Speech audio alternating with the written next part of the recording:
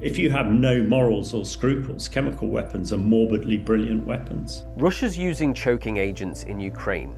They burn the skin and eyes, cause victims to vomit and struggle to breathe. So what is it using and how? And is it breaching chemical warfare rules? An investigation by Dutch and German intelligence agencies found Russia to be using chloropicrin, and not just once, but thousands of times in widespread use on the battlefield. Basically, you soften up the trenches with a lot of artillery fire, which gets people down in the trenches and the foxholes. Then the Russians swarm these little FPV drones, $500 drones, each dropping a canister of chloropicrin into the trenches.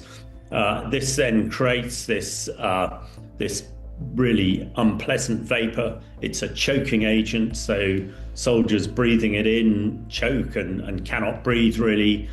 The only way to save yourself if you don't have a respirator is to get the hell out of there. So what's happening is the soldiers are then getting out of their foxholes, getting out of their trenches, into the open field, as it were, and the Russians follow it up with direct fire and artillery, and then troops to take those trenches. In response, the UK government has sanctioned a Russian research institute and 2 senior military officials connected to the violations. So what is a chemical weapon?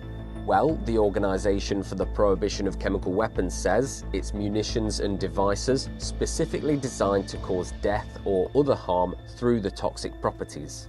Chloropicrin is just one of many banned in warfare. During the First World War, it had devastating effects, killing thousands of soldiers on the front line alongside the likes of mustard gas.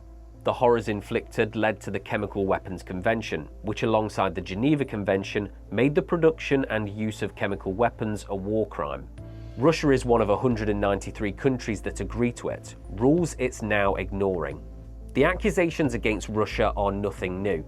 In May 2024, the US reported the use of chloropicrin in Ukraine. Hopefully this will galvanise the international community and the UN to restate the Chemical Weapons Convention and remind people that it is a war crime. And President Putin, this needs to be added to the list of crimes that he should answer for one day at the International Criminal Court. Russia denies the allegations and accuses Ukraine of using chemical weapons in turn. But the use in battle now follows a worrying trend. In 2018, a former Russian spy, Sergei Skripal, and his daughter were poisoned in Salisbury by 2 Russian nationals. They both survived, but spent weeks in hospital. And according to an investigation by the OPCW, Assad's regime, supported by Russia, used chlorine and sarin gas against civilians during the Syrian civil war. And at the time, President Barack Obama called the use of chemical weapons a red line, but when crossed, little was done in response. So why isn't more being done now in Ukraine? Well, the OPCW says it's monitoring the situation, but it hasn't been asked to conduct a full investigation.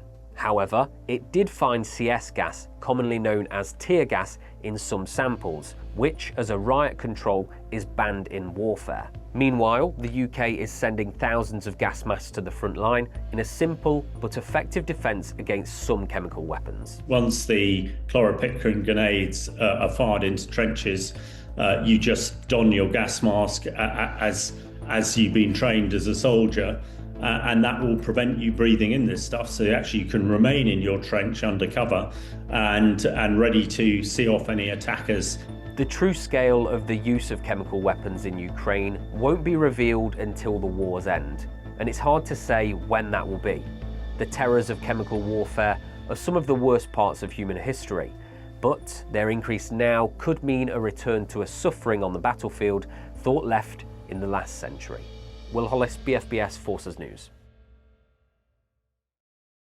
Thanks for watching. For more from BFBS Forces News, like and subscribe to our channel.